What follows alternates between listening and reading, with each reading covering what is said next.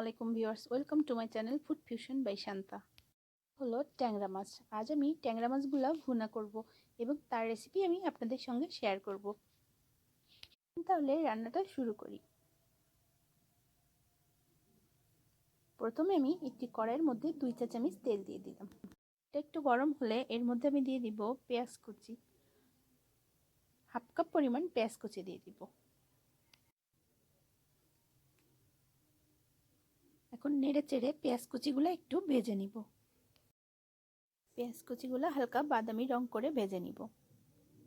পেঁয়াজ কুচিগুলো যখন হালকা বাদামি হয়ে আসবে তখন আমি এর মধ্যে দিয়ে দিব রসুন বাটা 1 চা চামচ, দিয়ে আবারও একটু নেড়ে চেড়ে দিব।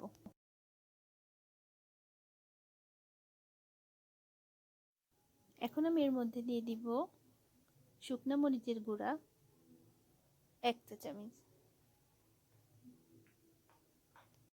এখন আমি এর মধ্যে হলুদের গুঁড়া দিয়ে দিব 1 চা চামচের মতো, দিয়ে নেড়ে চেড়ে মশলাগুলো ভালোভাবে কষাবো।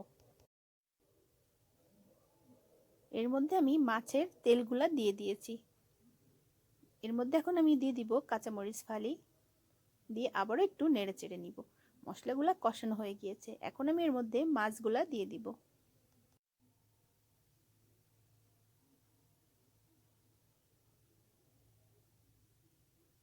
ভালোভাবে নেড়ে চেড়ে মাছগুলা কষাবো।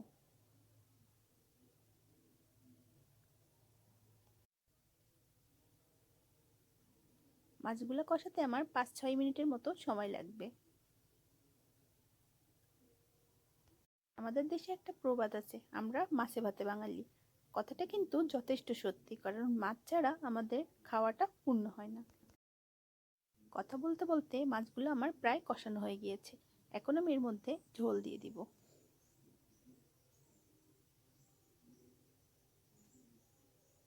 আমি এখানে পরিমাণ মতো পানি দিয়ে দিয়েছি।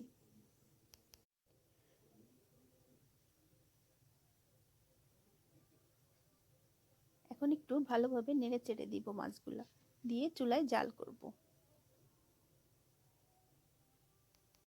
এর মাঝে আমার লবণ দেওয়া হয়নি। এখন আমি এর মধ্যে পরিমাণ মতো লবণ দিয়ে দিব।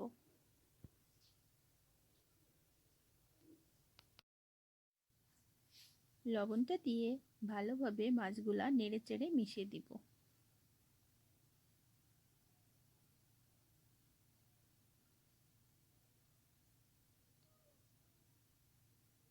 এবং চুলায় আমি আরো 10 মিনিট জাল করব।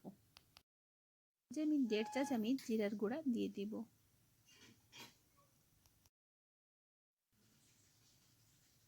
এখন একটা খুন্তি দিয়ে ভালোভাবে মাছগুলা নেড়ে চেড়ে দিব।